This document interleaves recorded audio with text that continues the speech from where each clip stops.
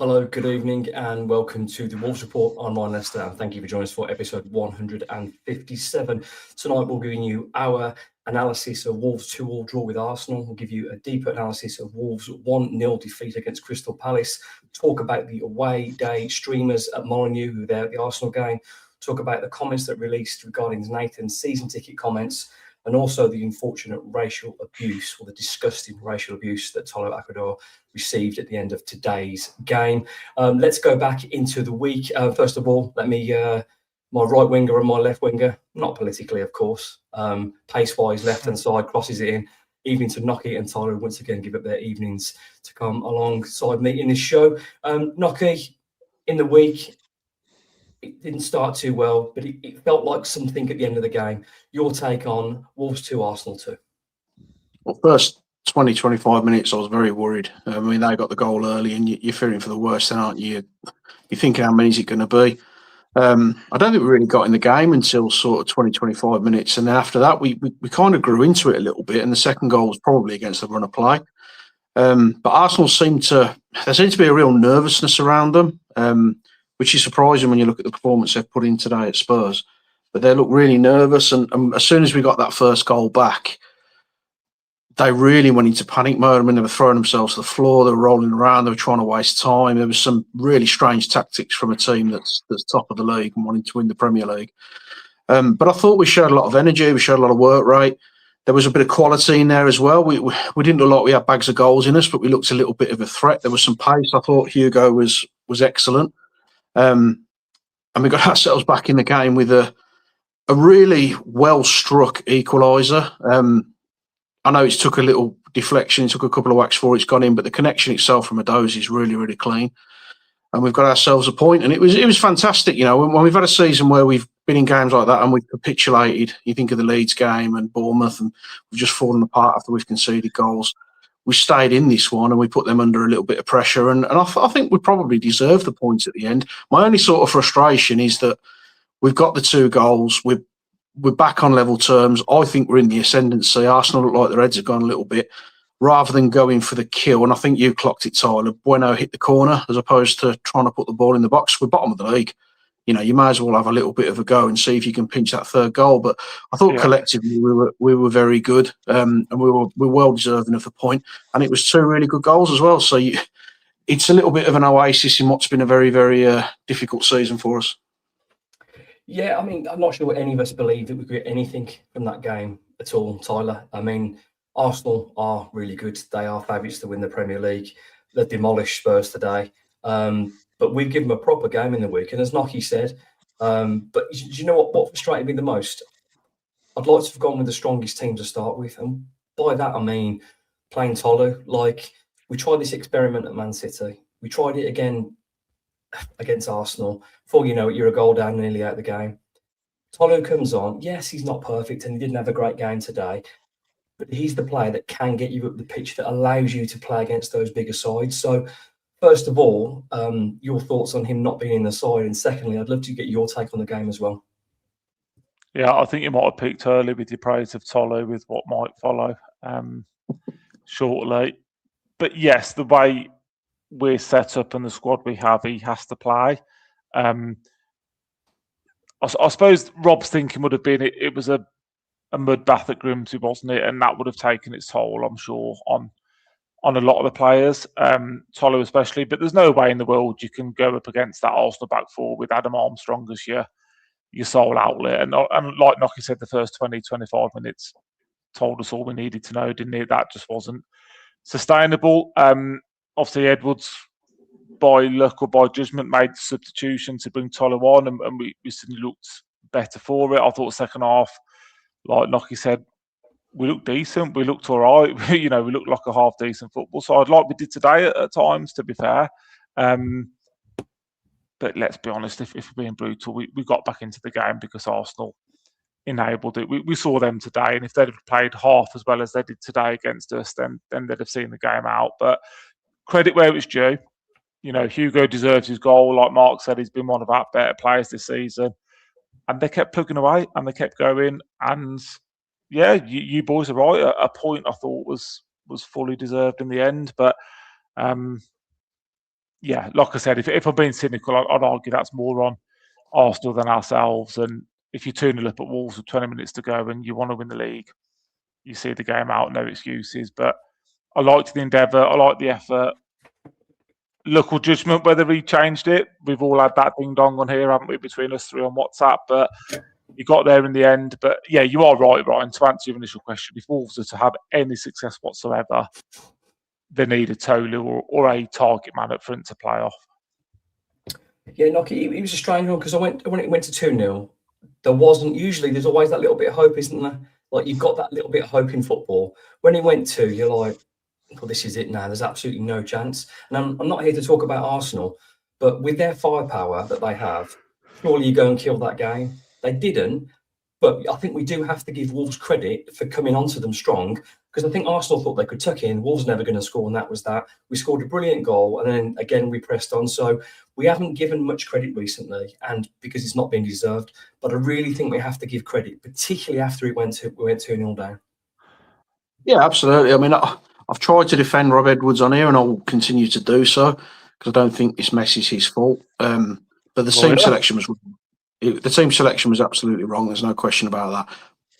It would have been very easy when Angel Gomez gets injured to swap like for like and keep the same system. He chose not to do that. He put another player on, another striker on, changed the system. So yes, he made a mistake, but he reacted to it, which I'm comfortable with. But they did show a lot of guts and a lot of endeavour. And I think we've kind of had this conversation before that it's almost quite easy to play well when you're 2-0 down and the game's gone. Because you've got nothing to lose, really, have you? But we kept coming. I don't think we were ever that bad in the game, apart from the first 30 minutes. But after that, I felt we were in the game, and I felt that we were active, and they didn't feel particularly comfortable. I think for a team like us to get a result against a side like Arsenal, they've got to have a bit of an off day, and we've got to be well at it. And I think that we probably were. That's probably the best that we're able to play, taking away the first 30 minutes. So I think that there's positives we can take from it, and the fact that we got a point out of a game that should have been dead and buried against the best defence in the league and the team that's top of the Premier League, top of the Champions League group, and we managed to come back from 2-0 down. That you've got to take some positives out of that. And I think it was a good hard working effort, and they all put it in, and the substitutions affected us really positively as well, which isn't something that we've always said. But every sub that came on made us a little bit better. So collectively, it was a real positive game for us, I think. Interesting questions come up here from Andrew Bagley. Tyler, what's your take on booing them off at half-time via Arsenal? That's not for me. I'm not sure all the boos, but not that there was ringing out Molineux. I'm not sure they were all aimed, because I thought the referee wasn't having a particularly good game. I don't know if it was a mixture of that. My take, I don't know, obviously you were there as well, Nocky. I'm not sure. I know there were boos at half-time, but for me, it felt like they were more aimed at the official. Now, other people were at the game as well. Then you might have a different take, but yeah, I'm not really sure about that, Andrew. Tyler? No, I'm not. But one thing I've always said, and I'll always say, if you pay your money, you take your choice. And fans are well entitled, in my opinion, to boo. I've never, ever singled a player out, I've never booed myself, if I'm being brutally honest, but people are well entitled to. And football more and more is turning into an entertainment business, isn't it? And we haven't been entertained all season, have we? And there are still the old-fashioned approach where you back your team through thick and thin. Of course you do, and and we all do it, but you expect to see a little bit of something. And yeah, I don't think they were necessarily booing the fans. I think there was a bit of booing towards the Arsenal theatrics, maybe a bit towards the referee.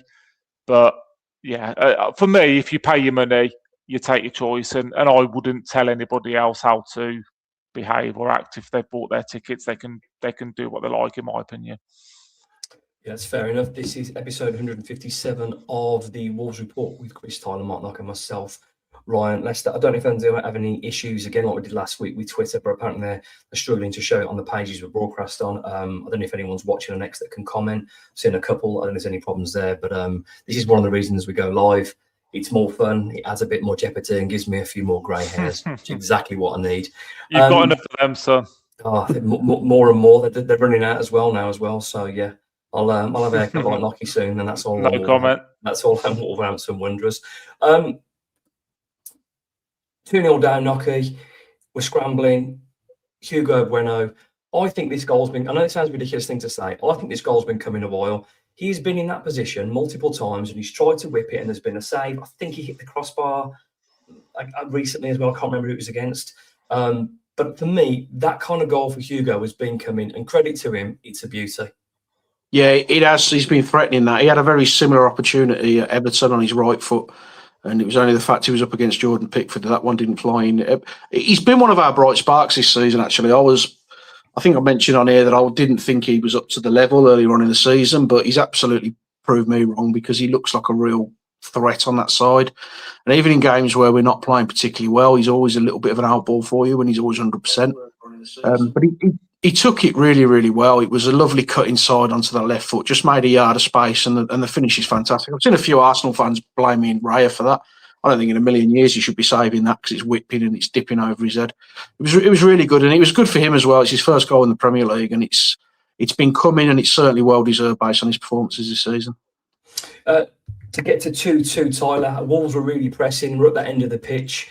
Was it a little bit of fortune? I think they deserved it though. But on your debut to come on, Fan Dabidozi, he comes on, he strikes the ball well, couple of deflection, but who cares? For me, that's a thoroughly deserved equaliser against the team that took us for granted at 2-0.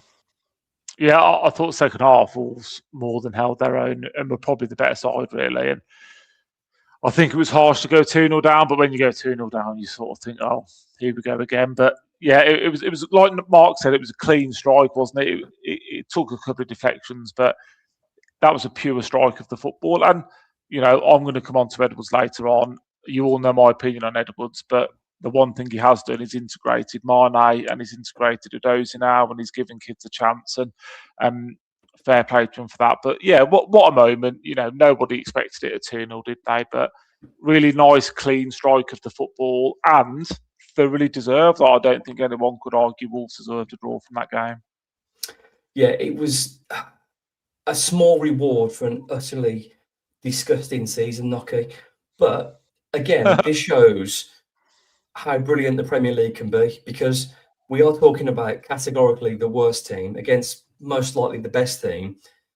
If they have an off day and you have a good day, anyone can do anything in this league. Now, I'm not saying we can win the cup, but what I'm saying is Wolves can still progress, because today, the results like last Wednesday show that in a week's time, Wolves can beat Liverpool.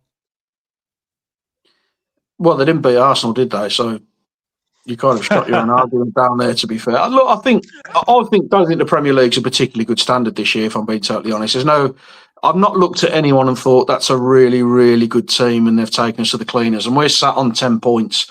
I think there's only Man City that have put 4 past us, and I don't think it's a particularly strong league. But we've got the cup that we can focus on now. I mean, there's 10 league games left, which is 10 too many, to be completely honest. But we've only got 10 left. The focus for me can be put on the cup, because we're not going to do anything in the league. We're going to finish bottom, whatever we do now. Between now and the end of the season, we're not going to get enough points to come off the bottom. So let's put a bit of focus on the cup, and let's maybe try and forget the league form when we go into the cup and make Molineux a little bit of a horrible fortress like it was when we played Man United in the quarter-final. If we can get that kind of atmosphere up, it can make special things happen. I think the pricing, as much as I've criticised the club, I think the pricing is really, really good for this game as well. So there's no reason we shouldn't have a full house inside Molineux. And if we can make it noisy, make it horrible and spiteful again like it used to be, maybe we give ourselves a chance. But again, the stars are going to have to align for us to get a positive result out of that game, because we know on their day Liverpool can be absolutely ruthless. Just one more tactical point on this game, Tyler. Well, I don't know if it's tactical, but it certainly needs, I think, acknowledging. Wolves, for me, and I know Rob's talked about this a lot, about fighting and battling. I didn't see that the first 25 minutes. I thought Arsenal physically dominated the game. I thought Arsenal were hungrier, and they just bullied us. The ball kept coming back. There was a moment that changed that in the first half, and it must have been Nocky's favourite moment in the game to get the equaliser. Yersin's Mascara's tackle in front of the away end, it's a proper reducer. And isn't it incredible? Just one pure bit of aggression, legal aggression, it has everyone on their feet applauding. Like one tackle, I'm not saying it changed the game, but for me, that was the start of Wolves believing themselves that day. Yeah, and it's a minimum expectation for me. And my only question is why it took that long. You know, we're not a good side. We're the worst team in the league. So just be a bit naughty, be like that, smash Well, somebody. Arsenal, Just kick someone, yeah. And then obviously we did it again second half. Santi did it, and it happened again. And we get the draw. Unfortunately, we are where we are for a reason, and you almost have to drag teams down to your level a little bit. And I think we did that against Arsenal. That the tackle was clean. It was brilliant. It was a fully fledged tackle. There a was no legal foul. reducer. Yeah, 100%. There was nothing wrong with it. And as soon as that happened, the game did turn. It did turn on that moment. Arsenal thought, oh, hang on a minute, here we go. And I want to see more of it. When you're in our position, you need to see more of it. And, Mosquera, whether it's Santi, Krejci, whoever comes in, Andre, Gomez, just do it. It sounds a bit horrible, but just smash somebody. Just get and that'll get the crowd up. It'll give you something to go off. And that's what it did. And it's a great point you call it out, Ryan, because for me, it certainly impacted the game. Yeah, it's just nice to see that. And again, I know we joke about Nocky loving a reducer. We all do. But when that tackle goes in, they're wearing your badge and your shirt, and it's not very good. It's a lift. It's like, yes, you know what I mean. That's all we'd all like to try and do that. That's what we'd be doing if we were playing. That's what we'd be doing, yeah. Because we couldn't be able to play, but you'd try to smash them on, wouldn't you? Because that's all you've got left these days. But we tried. I tried that in June, mate. And yeah. Yeah, I saw that, Ryan. No comment. Thanks, mate. Yeah, 100% pass ratio, second half, 2 passes. Last but not least, Nocky. One of the extra bits of joy at the end of that game gave me was putting it up aside whose theatrics and dark arts and time wasting is something like I've never seen. And I remember Brentford came to Molineux 6 years ago when they got promoted. Bournemouth. And Brentford come up and they stunk the place out. I don't know if you remember that game under Frank. It was horrendous. Every time they were just rolling around. And I couldn't believe what I was seeing with Arsenal. Now, they're well within the rights to do that. This isn't an Arsenal problem. It's a football problem. But when the best team in the league and one of the best teams in Europe are throwing themselves around on the floor against the worst team in the Premier League, and it comes back to bite you in the injury time that you've caused from your play acting, man, Nocky, that tasted good. It was bizarre, though, wasn't it? I mean, we're probably going to finish the second worst team to ever play in the Premier League. That's probably best case scenario for us. And you're throwing yourself to the ground. I mean, Declan Rice took him over a minute to take a corner, and you had Trossard trying to get a concussion substitute on. So he throws himself to the floor twice, and the rolling around. It was really strange to see a team with that level of quality resorting to those kind of tactics. Because we know, man for man, they blow us away 99 times out of 100, and they have really since we've been back in this division. But it was just such a weird way to approach the game when you've got all that quality. If they put the ball down and they play 80% of their full ability, they blow us off the park. So for them to have to resort to that and time wasting and just trying to run the clock down, and then obviously we bash one in the 94th minute. It's a bit of poetic justice. And to hear Molineux in full voice again with second again, ole booming around, it was something we can hold on to, even though the point doesn't do a great deal for us. And we're nowhere near Arsenal, are we? Just to have something to hold on to and see your team showing a bit of fight. And similar to the Mosquera tackle, it just gave you a little bit of a lift because you could see that they were trying and they were working. And that's all we ask for. The minimum requirement for us is to work hard, as Tyler said. But also as supporters, your minimum requirement is to see your team put it in and have a right good go at teams like this. And we used to take teams on at Molineux and we used to beat them. No one wanted to come here. So to see the soft underbelly we've had this season, it's been really hard and it's been painful and it's been soul destroying to see that. So when you get an opportunity like this to really stick it up a team the level of Arsenal, then you've got to grab onto that with both hands, haven't you? Absolutely. Again, I agree with everything you guys have both said. I think a draw was fair in the end, which I wasn't expecting. And as I think you both mentioned earlier on, if Wolves go and push instead of going the corner flag in the last minute, you never know what we've got to lose. But still, 2-0 down against a side that's probably going to win the Premier League. It's a fantastic comeback. And I'm glad little old Wolves have put a spanner in the works to the Premier League title race. However, unfortunately, instead of talking about a debutant Edozie scoring, post-game, and particularly the day after, was taken over by the news that 2 Twitch streamers or YouTubers, I don't know what they're called, had somehow made their way into the Wolves corporate area. Now, football is about growing businesses and awareness and numbers and clicks and all that, and that's fine. If these two guys go in there and they don't have their Arsenal shirts on, this isn't even talked about. Nobody cares. I know we're going to have some different views on it, but Tyler, I'd love to get your take on the unfortunate situation that took the headlines over Wolves' draw in the end. I'm an old-fashioned old fart, aren't I, Ryan? So I think you probably know my take on it. But I've said on here before, and I'll say it again, that the club for me at the moment is an embarrassment from top to bottom, and this is just another example of it. Who's running the show here? I suppose you blame Fosun, and ultimately they're the custodians of the football club. They own us. They're responsible for whatever happens. But just a total embarrassment. And, I've got a 13-year-old and a 10-year-old, so my kids probably know who these pair are, but I've got absolutely no idea because I'm from a generation where, this sort of stuff just doesn't happen, does it? But to give these two clowns access to corporate in the Billy Wright, and we've got our own paying supporters getting rained on, snowed on, freezing cold, just doesn't sit right with me, and it never will sit right with me, and nobody will convince me otherwise, unfortunately. So lack of due diligence from the football club, as I'd expect now, because that's where we are. Lack of respect from these two clowns, whoever they are. Sorry, I've got no idea who they are. And yeah, it just sums up where we are at the moment. Just a total embarrassment for me from top to bottom. Okay. I think it's an absolute disgrace. And I think the world's changing, isn't it? I mean, when we were young, it was TV personalities. These are your new TV personalities because they're streamers. All the kids know who they are. But to not check who these people are before you give them an experience like that is absolutely pathetic as far as I'm concerned. Because I went on there, I'd never heard of them before, but I went on their page to see their kind of antics and what they do.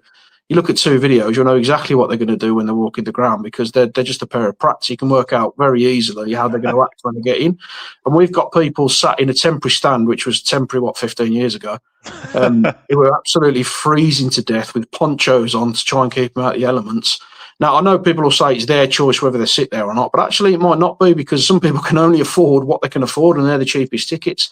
Yeah. And you're sitting them in there when there's seats spare in the Billy Wright and in the Steve Bull and in the South Bank, all around the ground, and you're giving these two an experience. And I dread to think how much that experience will cost. What kind of message does that send out to supporters?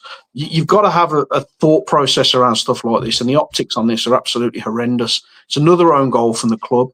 Someone should be able to ask serious questions. I don't want anyone to lose their job over this. I'm not that sort of person. But there needs to be serious questions asked because I've been following Wolves 38 years. I've never sat in them seats. And I couldn't afford to go and get myself a seat in there. And my dad's disabled. I couldn't take him in there, andD love to. And I've got a young lad who I couldn't get in there either. But these two Burks get a free ticket. They get free clobber. They get to sit there. They get presents. They get looked at. You call them Burks. When was the last time you used that one? And then they get an escort out the ground to their vehicle. I think that the club, the thing that's disappointing me the most is you can make these mistakes. The club can make mistakes, and I've got no problem with errors. Where's the apology? Where have they come out and said, this is what we wanted to do, however, we got this totally wrong, this is what they promised, this is the rationale behind it. They've just completely ignored it, which again is another kick in the... You say they can make mistakes, but the first thing you did was go onto YouTube, search them up and realise what they were. Yeah. Where's the club not done that? It's not rocket science. It's not difficult. It's just a total lack of respect, lack of due diligence. And like I said, it just sums up where we are as a football club. But we're just an embarrassment. It does sum up where we are because it's a lack of caring about your local fans and just desperate to grow the brand abroad. Because I think they're Americans, aren't they? You're trying to grow the brand abroad. That's all they want to do. They don't care about us. And the season ticket threat that we seem to all be under now highlights that. The only interest they've got is the foreign market, and this just reinforces that message, unfortunately. I wanted to let you go first. Has that answered your questions, Ryan? Yeah, and that's what I'm saying. But if I didn't cover it on the show, people would be like, why didn't you cover that? No. Since I popped out a video that turned out to be really popular. Thank you for watching and sharing. I spoke to someone more in the know about the situation than me, and it's my understanding that the club do regret this. I bet they do. They'll be aware of making such decisions again in the future. And from what I got from this, and again, it might be naive. Well, it is definitely naive from like you guys have researched now and you know who they are. I think, and to just be really clear for everybody, their representatives reached out to Wolves. Wolves didn't reach out to them. That's garbage. Again, that's just a click and a sell. That's categorically not true. They went in there. I think Wolves then agreed with good intentions, and these two have obviously gone in and taken advantage. So, is it naive? Yes. Have these two made the people they've taken advantage of feel bad and look bad and make our club look bad? Yes. Should Wolves have done better? Yes. But equally here, I think, as Nocky said, these pair of Burks have taken advantage and they've made a fan base feel even worse than they already do. Because for me, I couldn't care who sits in there. But if you're behaving like that and you're allowed to stay to the end, that's another issue for me. And the way they were taunting and goading fans, that bit, for me, that bit's unforgivable because, yes, you know what, they might have given them what they wanted then and goes, we got kicked out of a Premier League game.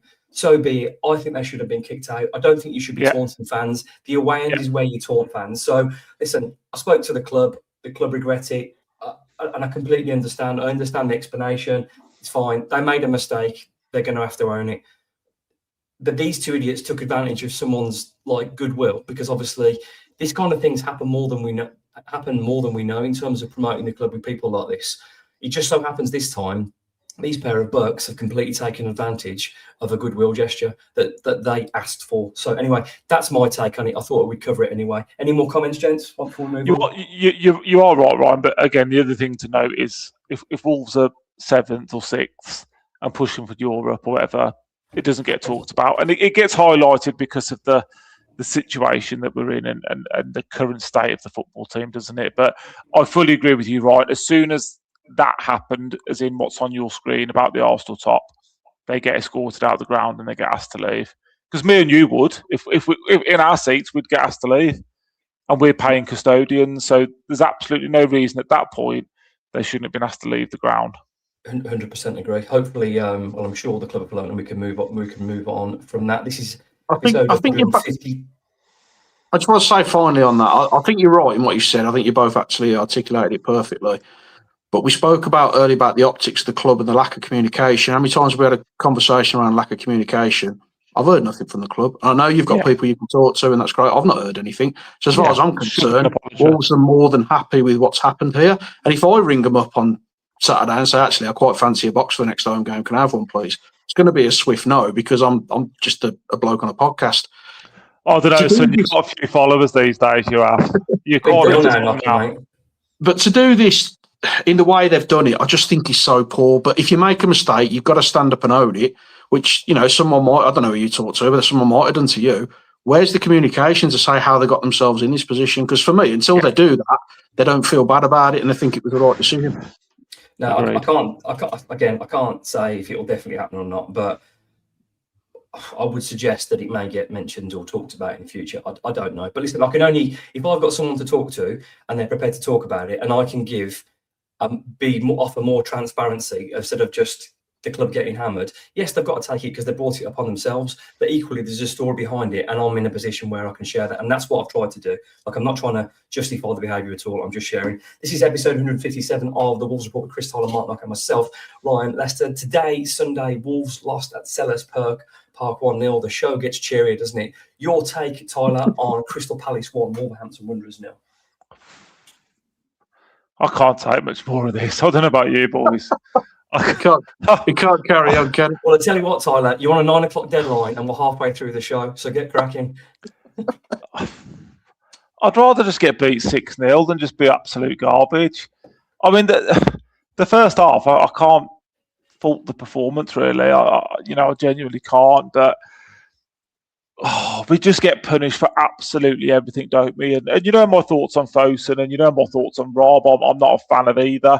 I don't want either of the football club. But if you were just to single-handedly talk about this game of football, I thought Wolves' first half were quite bright and we were fine. you can't miss penalties. Don't care who you are, don't care what you say. At this level of football, you can't miss penalties. You've got to score.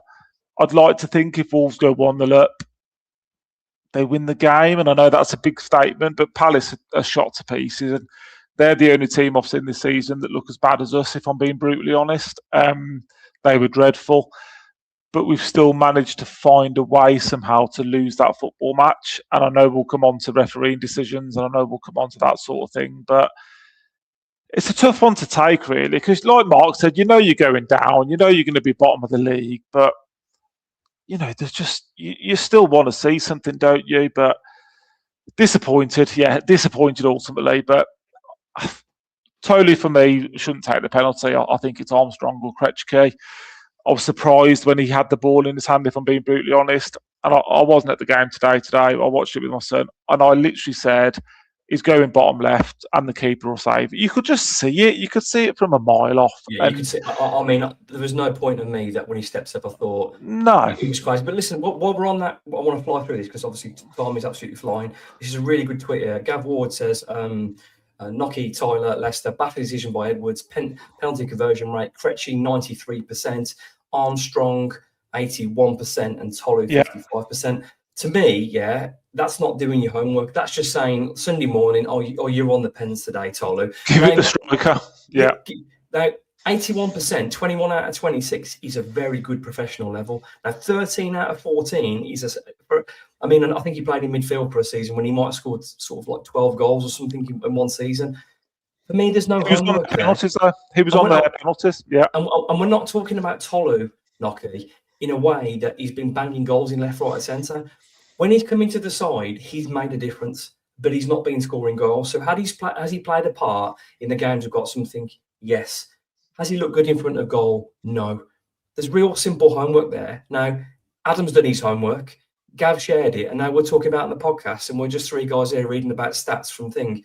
Why is someone that's only got that ratio of penalties taking it, Nocky? That, for me, just doesn't make any sense. It's a strange one, isn't it? I mean, we don't see what goes on in training. He might hit 50 out of 50 in training. He's been designated as the penalty taker. So you just don't know. But I'll agree with Tyler. There's not one bit of me thought he was going to stroke that in. And I've tried to defend Tyler. And a few weeks ago, I was really backing him that he was a massive improvement on Strand Larsen. And then he's just no threat in front of goal. And he's hit the worst penalty I've seen since probably Strand Larsen's penalty for us. We've hit two of the worst penalties in 4. He's gone. We lost you, Nocky. He's muted himself. Oh, no. He's in full flow there as well. He's fully muted himself. There we go. I'm back now. I don't know what happened then. Honestly, this is the beauty. Fingers. They say, don't work with animals, and don't work live. And here we are doing both. So even my microphone aches me at the minute. It's a really poor penalty. And I think we didn't lose this game for one reason. I think there is a multitude of reasons we lost this game. Yeah. Some of it is dreadful officiating, but predominantly is ridiculous individual decisions by our players that have cost us this game, because that is the worst Palace side I've seen since we've been back in the Premier League. That was our one chance this season to get an away win, and we absolutely blew it again. And we've given a goal to another player who failed at Villa, and he's come in here, he hasn't scored a goal since he's been here, and he gets his first goal against us. It's such an embarrassment this season. He's in some of the things that we're doing, and to blow another game that I think we're in full control of, and a game that we probably should have been a goal or two up by half time, to end up losing that match against such a poor side, it's just really, really disappointing. Yeah, agreed. Someone's put Ryan was okay on his wedding night. Laugh out loud. I mean, maybe I was. I don't, that's it's not what your missus said, son. Maybe that's her burner account. I don't know. She said I was okay that night, but I don't know about you. I was drunk. I don't remember. Oh, great! What a show. I've lost my track now. Yeah, so, as I mentioned to Tyler, and I think Tyler mentioned it, Wolves found a way to lose that football game. Now, for me, were Palace slightly better? They probably were. But it was a game of fine margins. They had more shots, more corners. I think they probably created a little bit more, but we've had a penalty and missed it. But I want to take the game a little bit further back in terms of talking about the potential second yellows. I just don't understand how we've ended up a player's kicked the ball away within a second of the whistle blowing, and their centre midfielder, his name escapes me, is launching people Hughes. up in, that's it, Hughes, launching our players up in the air, and the second one's a bad tackle as well. It's not a good tackle. If he's not being booked every day of the week, he gets a booking. And for me, I do feel a little bit cheated. Does it make any difference in our season? No, but it makes a difference to those 2,500 Wolves fans in the end. It makes a difference to who's watching on Sky Sports. I just feel there was a bit of bottle job gone with the referee again. It was clear, he's gone through him. There was no intent there. It's clumsy. He's gone through him, and maybe we're talking about a different game. And we need to call it out. I think it's abysmal officiating. Yes, Wolves aren't very good, and you need to make your own luck. You've got to expect the officials to be fair game as well, because if you're booking Krejci for that, I mean, I listened to the whistle. It was like half a second or a second before. If he's in his flow, whatever, I don't know. But if we're not booking someone for such a dreadful tackle and a second one, what's the point, Nocky? I think Hughes is definitely a second yellow card. It's certainly a first yellow card if he's not already booked, so it's got to be a second. I also think the penalty is a red card as well. I know you've got the double jeopardy rule, but in order for that to come into effect, for that to come into effect, he's got to go for the ball. He's absolutely smashed through the back of him. So how's he gone for the ball? Krejci, I'll be honest, I'm probably in the minority. I do think that's a second yellow card. I've watched it back. If you look at the body language of Krejci, how slow he is in turning around and clearing that ball, that's a man who knows that the whistle's gone. So I think he's caused that himself, but happy to be proven wrong. Bit of petulance, yeah. But for me, the Hughes one's certainly a yellow card, and the penalty's a red card. So again, it's the consistency from the referees, isn't it? I mean, I think it was his first game in this division. I think he was pretty poor, to be honest. He was very easily manipulated, I'd say, by the players. We had at Everton as well. So that's exactly the tweet I was going to say. And I tweeted after the game at Everton, and I said, there's no way in a million years that guy is ready for Premier League football. He lost full control of the game at Everton for both teams, if you remember, not for Wolves, for both teams. Grealish, he couldn't control. He made the red card. And that second yellow card for me, I'm sorry, as long as I've got a hole in my backside, is not a second yellow card for Krejci. Someone tweeted it earlier, and it's a brilliant tweet. On Wednesday night, Martinelli delayed the restart by 5 seconds by kicking the ball away, second half, kicking the ball away. Krejci's done it by just a second, if that, a second. It's just not, there's no need to send him off. There's absolutely no need for it. He couldn't wait to send him off. Because of the rules of the game. He couldn't wait. And that's how we refereed the game. That's how we refereed the Everton game. He could have pulled Grealish to the side and said, Jack, stop messing about, mate. If you do it again, I'm sending you off.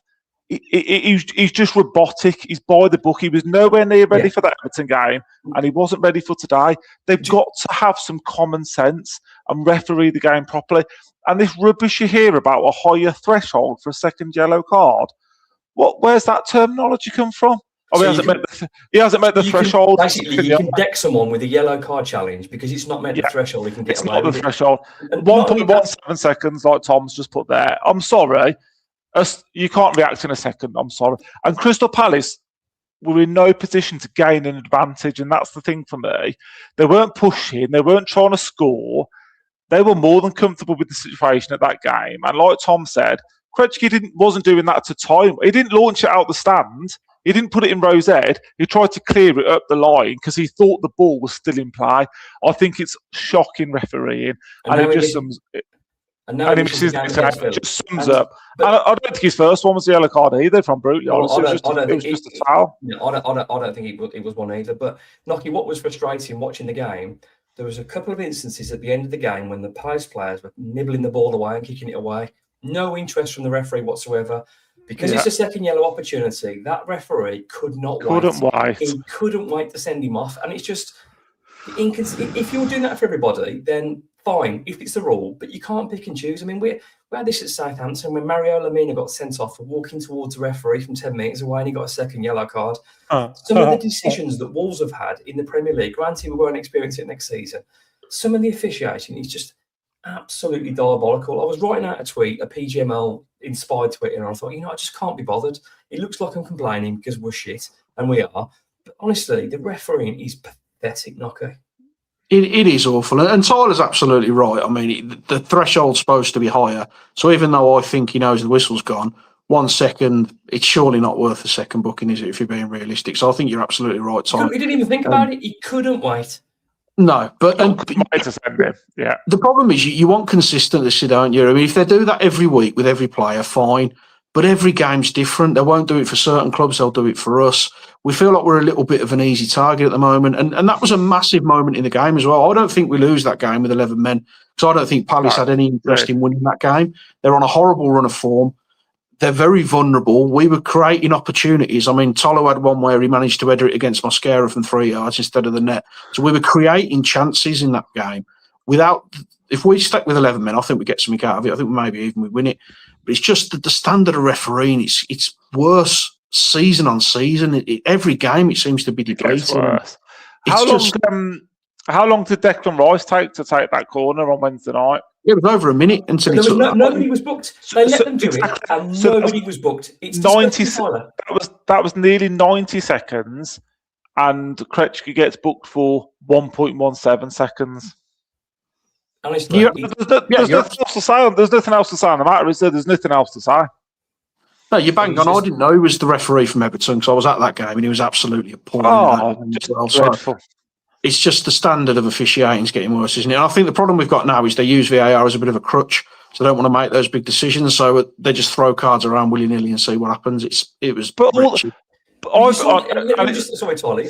We saw that last weekend when Villa played Everton. The refereeing in that game was absolute. There's a guy that handballed the ball in the box. He's 2 foot inside the box. There's tackles going all over the place. The referee's not giving any of it because they're so used to VAR now. They're just like, oh, I can't make a decision. Honestly, it's pathetic. Sorry, Tyler. Yeah, no, I was just going to say, and it's not the same. It's nowhere near the same. I referee a lot of kids' football matches. Get on a par with the players. All he has to do there is go over to Krejci and say, son, do that again. I'm sending you.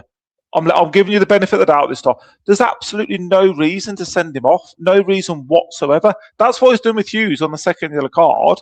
He's gone over and you can see it on the TV. He said, Will, you're on your last chance. Do that again.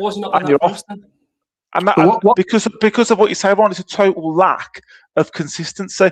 The goalkeeper has 8 seconds to release the ball. But how long now does it take to take a throw-in? To take a corner? You're talking 30 seconds a time. The game's just totally died. It's dying in front of us, but we all keep turning up. Nothing about it. And unfortunately, when the best team currently in Europe and in the Premier League is doing it, and they're setting a trend because they've been successful at it, everyone else is doing it, and it's a poison in football. Something needs to change. Another ridiculous one. Sorry, Trossard went off on Wednesday night with a concussion substitution, so he should have been ruled out today. He plays today. They're not doing the job properly. There's no due diligence there. He should be ruled out for 7 days as a minimum, but he's there today. They haven't got a clue, mate. They're totally clueless. Yeah, I mean, just at the end of it, just going back to the football briefly, Wolves found a way to lose. And as I tweeted afterwards, let's face it, which was just not very good, are we? But I agree with what you both say. I think if Wolves score that penalty, I don't think that Wolves lose that game today. I think with 11 men on each side, I think a goal ahead. It was the most comfortable we've looked all season. I think we've looked all right, but if we keep making stupid mistakes, amateurish, championship mistakes, right? Granted, you know what? I don't think it's a second year when he's kicked it away, but you give the referee an opportunity. The same as when you push players in the box and give stupid penalties, you've given them an opportunity. That referee couldn't wait.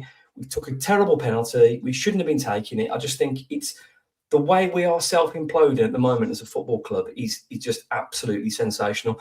This is episode 157 of the Wolves Report with Chris Tyler, Mark Knock, and myself, Ryan Lester. If you're enjoying the show, it's your first time, give us a like, give us a follow, share the show, subscribe. Slowly but surely, we're trying to grow the show across all platforms available on X, Facebook, Twitter. Well, that is Twitter X, isn't it? YouTube, and later on uploaded to Spotify. Can you get as many as you can? Because me and Knock here after a freebie in the Billy Wright son next week.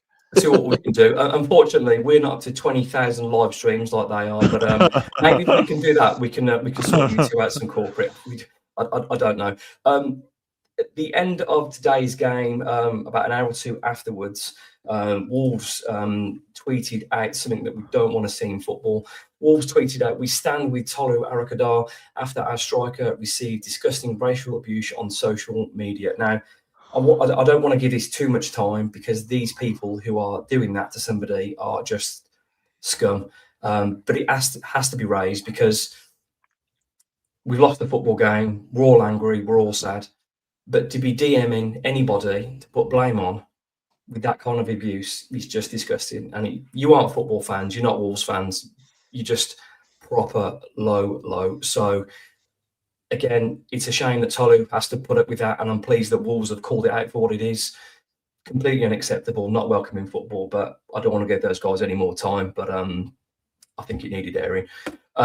Moving on now, we are 46 minutes into the Wolves report. Earlier on in the week, the Wolves fan base, understandably to a certain degree, saw this update come from the Fans Advisory Board, which said, Nathan acknowledged the strength of feeling and confirms that no final decisions have been made. He stressed that pricing must be considered as part of a longer-term strategy rather than a single-season reaction, particularly if the club is targeting an immediate return to the Premier League. He also noted that communication around any pricing structure must be handled carefully while his team is still competing this season. Now, I know lots of people have got their opinions on this, and I know two people on this show have got their opinion on this. So, Nocky, over to you. It's hard to read that as anything other than don't expect much of a drop. And the fact they've mentioned they can't talk about the pricing while we're still competing this season. We haven't been competing for the last 6 months, so I don't know why we've got to wait now. But that kind of tells you we're not going to be very happy with the decision, so they're not going to announce it till after the season finishes, because that way there's not a fat lot you can do about it. Whether it's got lost in translation, whether he's not been clear in what he wanted to say, that seems a very dangerous statement, especially when the passion and the commitment from the fans who went there to speak to him drove home the message that we expect some kind of thank you for what we've done this season. We expect a drop in prices. You can't go to the Championship if we're benchmarking against Villa and Newcastle and people like that when you're playing Preston and Bristol City. That's just not the right thing to do. But I'm struggling to read that any other way than you should brace yourselves, because I'm probably still going to be paying 700 plus to sit in the Steve Ball stand. Tyler? Yeah, I don't like it, if I'm honest. This longer term strategy. Well, what is the longer term strategy? Does anybody know?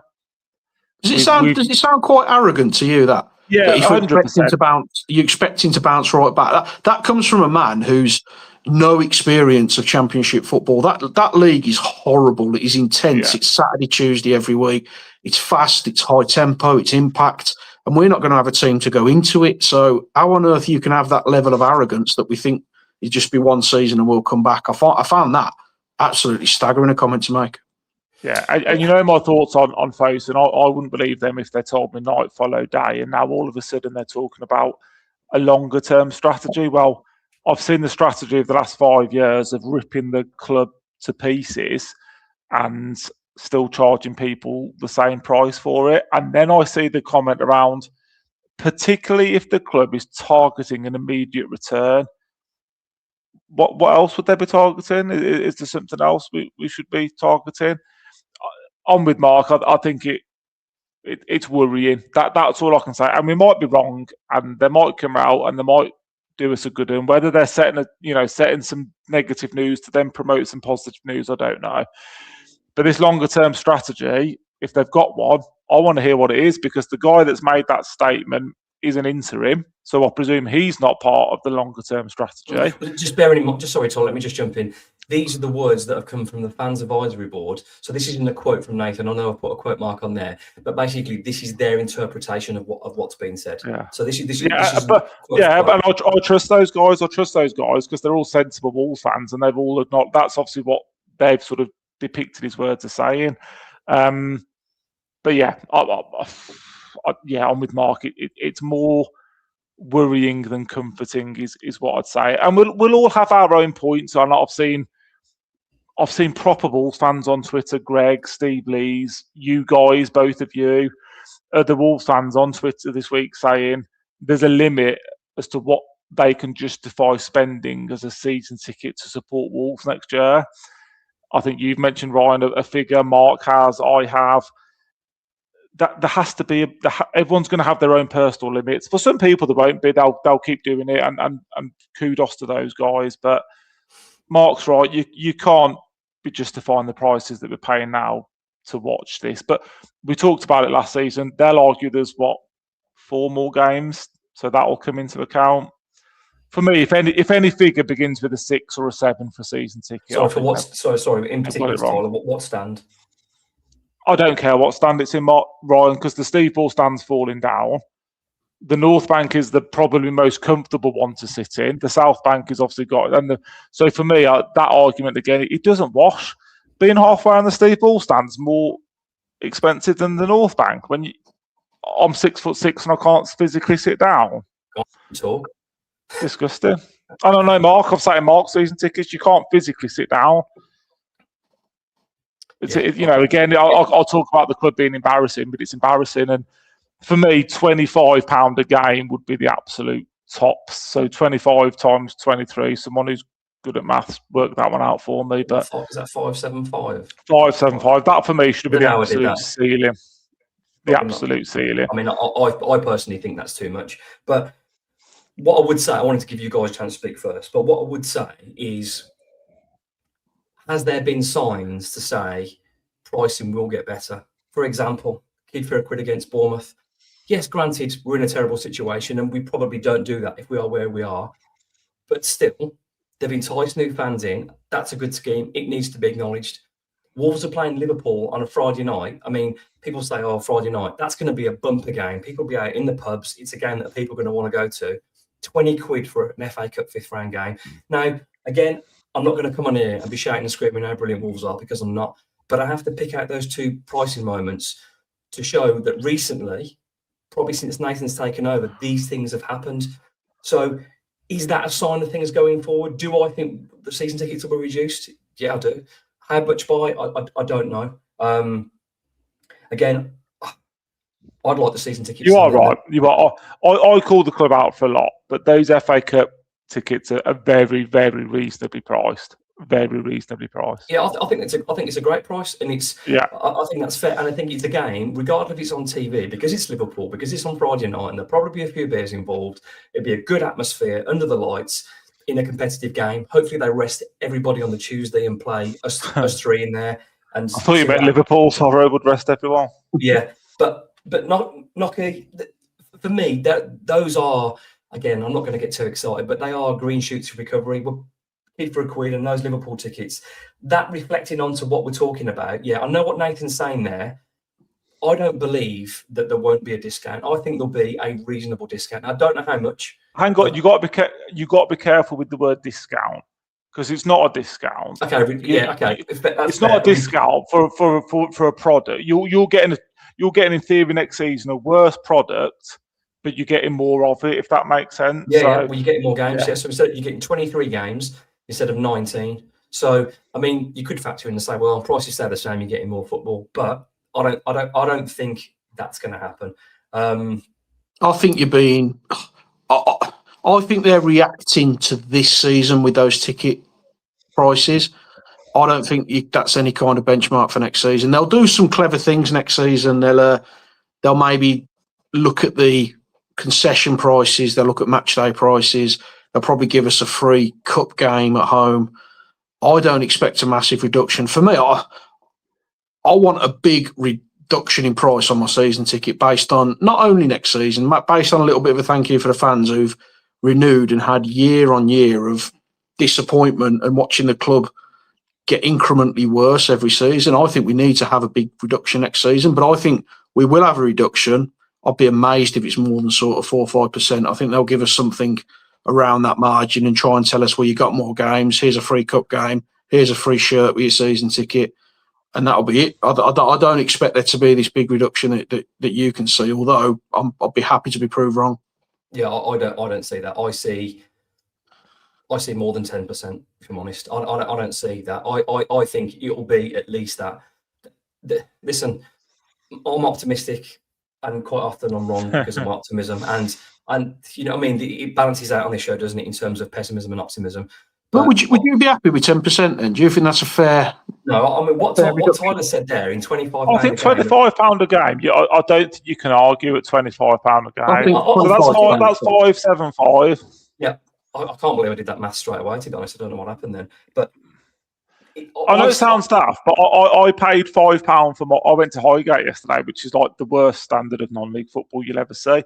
But I know it's a slightly different argument because what you pay there goes into the club to keep them afloat and keep them alive. I paid £5 for Henry to go there, and I'll pay £5 for him to go to Liverpool in the FA Cup. So you can't, you know what I mean? But it's not even for even, is it? Because non-league football, you're giving them money to survive and to break even and just to keep going season by season.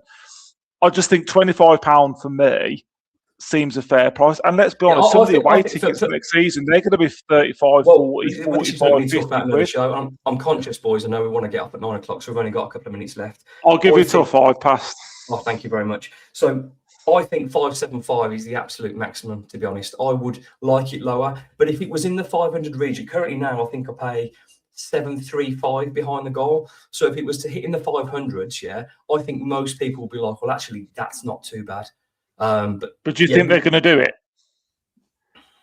That's a big percentage decrease, mate. 735 to 575. We'll get nowhere. Off, is it? I don't know. We'll get nowhere near that. I'd pay 800 and was it 880 where I am? There's no chance they're going to drop me 300-400 quid. It's just not going to happen. No. So I'm still going to be paying at least 700 quid. Behind the goal knocker. I'm sorry, I'm comparing what I'm paying there. So I pay 735, and Tyler's suggesting it goes down to 575. But this is my point, Ryan. It sounds brutal, but I've sat in both of your seats. Yours is comfier, Ryan. Because it's behind the goal, it's cheaper than Mark's. And this is where, for me, this where you sit. The Steve Ball stand, as we've talked about before, needs demolishing. So for anyone to spend 850 quid to sit in there, incredible. The only thing holding that stand up is new and comfortable, isn't it? Yeah, it's new and comfortable, and you have more leg room if you're going to be nitty-gritty about it. But, you know, someone's just put on there, how many wins in 40 games? 1? They should be paying us to go, if we're being honest. Probably be all playing next season. Right, I think that's that covered that. Just as a quick one, before, so I think I've referenced this back then. What you're expecting and what 575. So behind the goal, you think it'll be 575? Is that what you're expecting? No, I don't think it will be. That's the very maximum it should be. Okay, behind the goal, 735 now. I think. What should it be? 500 quid. But I expect it. I mean, I can only go by my own. I expect mine to go from 800, and I think it's 840 or 880. I pay 700. I don't think I'll drop any lower than that. Mm-hmm. Okay, but we're all confident. I mean, in terms of talking about the slight change in wins with the Bournemouth quid, the Liverpool, we're all confident it will be cheaper though.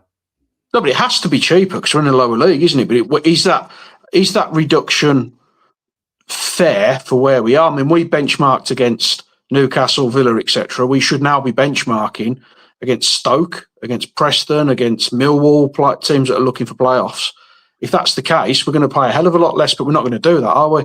I think there will be a few little presents in there to make you feel like you're getting something out of it, but I'm still confident I'm paying 700 or north of 700 for my ticket next season. I don't think for a second we'll get this major reduction. I think if we get 5-10%, we've done really well. We should be looking at least 20%, maybe even 25%, but we're never going to get that. So just on that final note then, you'd both be happy with a 20% reduction? I'm not saying I'd be happy, but I think it's acceptable. I don't want to be paying more than £25 a game next season, which is 575. I don't want to pay more than 600 for my seat, based on the fact the only thing holding that stand up is the rust at the minute. I don't want to be paying that kind of money for that seat. But if it goes to 600, okay, I'm going to renew anyway because I'm a bit of a Burke myself, but I don't want to be paying those kind of prices to sit in that stand where I can't even get my knees in. I think it should be 500 across the board as a bit of a thank you for the supporters, and then keep the kids' tickets. When my lad pays 140 now, keep that there, or maybe even reduce that and then put ours to 500 as a bit of a thank you gesture. They're never going to do that in a million years because they don't really care about us. They want the money. So I still think I'm paying north of 700. I reckon you lose maybe £100 max off your season ticket, and then it's take it or leave it from the club. If my season ticket is £635 after this season, yeah, I'm not going to be happy. And I think there'll be a lot of fans making a lot of noise. But will you pay it though? But will you pay it?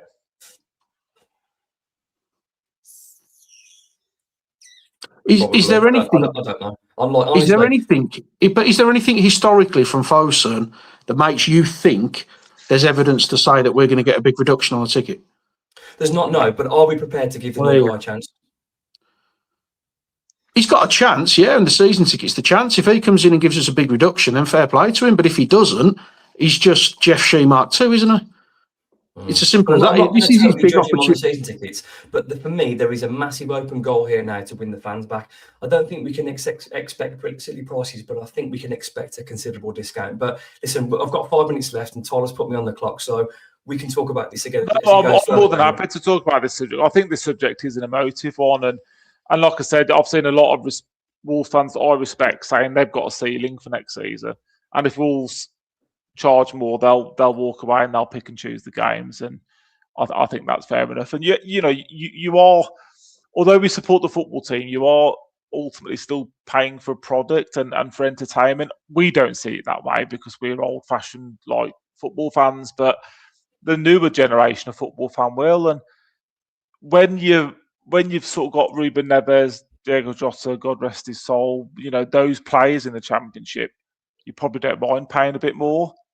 If we're going to have Adam Armstrong and Che Adams and journeymen, it just doesn't quite sit right with me. And yeah, it's such an emotive subject, and there's no right answer. There isn't a right answer because everyone will have a different figure in their game. But someone's just put there £25 a game to watch Rob Edwards football in the middle of the Championship.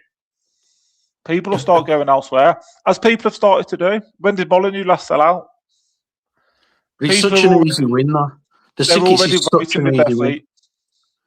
The ticket pricing is such an easy win for them because, let's face it, I mean, they don't make mass amounts of money off season ticket, do they? If they put in a decent reduction, but you get Molineux full every week because, let's face it, we'll go down and we will believe that we should be coming back up first time round based on the time we've been in the Premier League and the size of the club.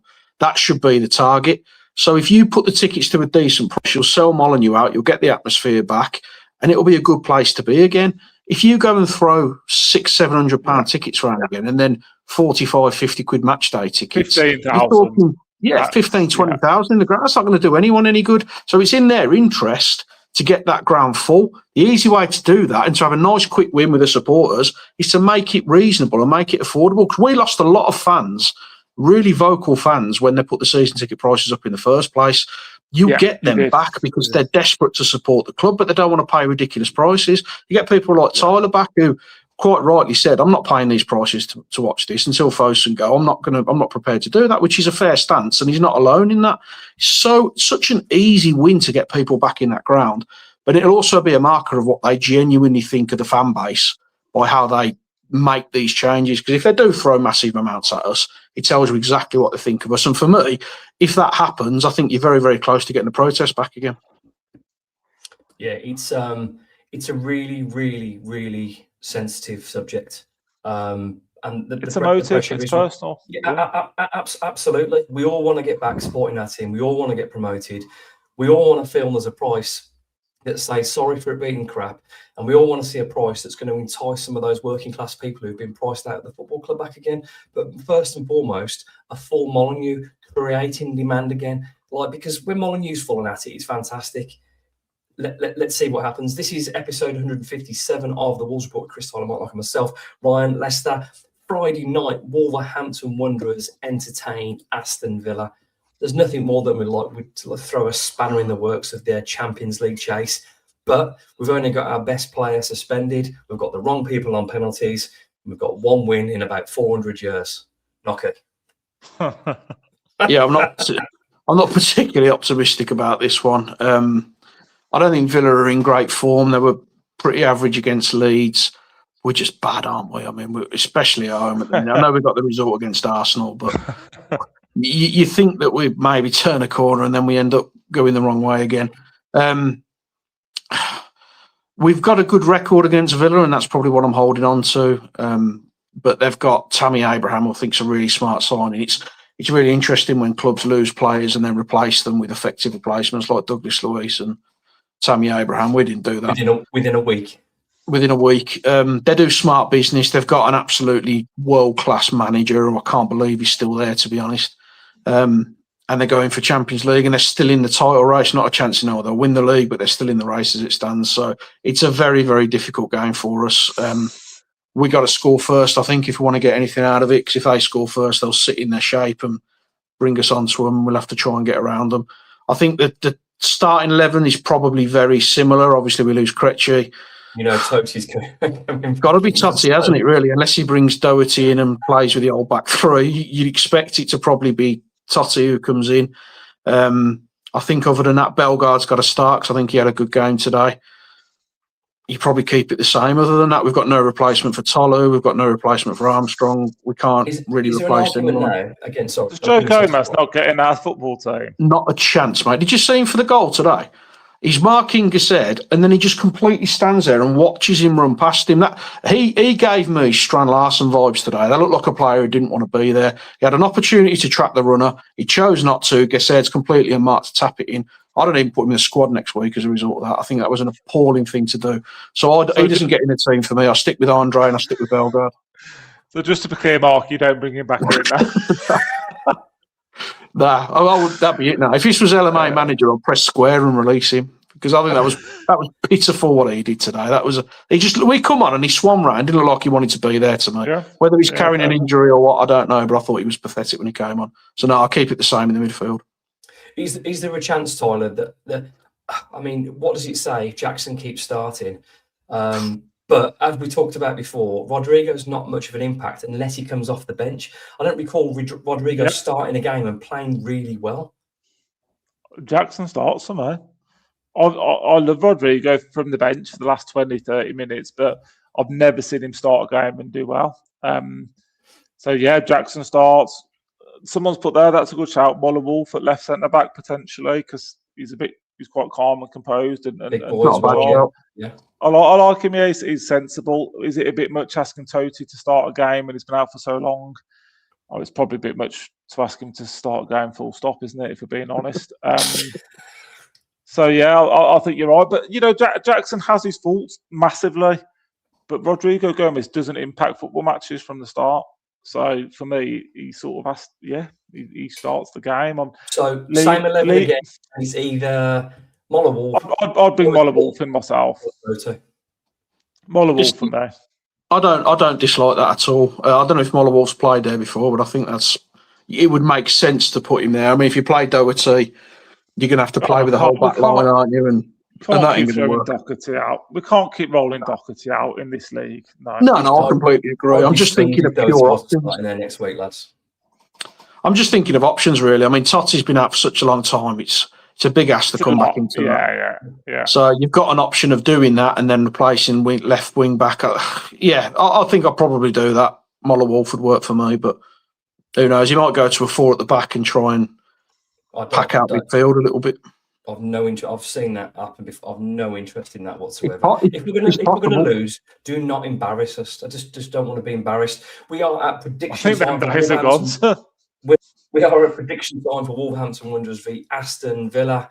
It's your favourite time of the night, Nocky.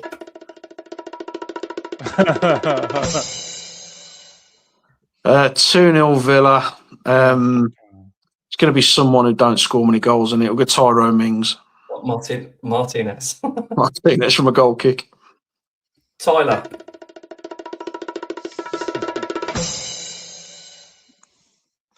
They're not great, Villa, at the moment. Here we go. And I can't stand them. You can't predict a loss then, son, surely. 2-1 Villa. You just said they're not playing well and I hate them. 2-1 Villa. They don't have to play well to beat us, son. I'll give it Morgan Rogers. Oh, Good player, isn't he? I'm sure, doesn't Jurgen Mascara owe him something to return the He favour or does. something? He does. I Yeah, he don't- does. I Oh, don't that's know. all we need is Mascara decking someone 3 minutes in and we're down to 10 men again. Oh, well, got to win Get your the drum back on, somehow. Roy. Get the drum on.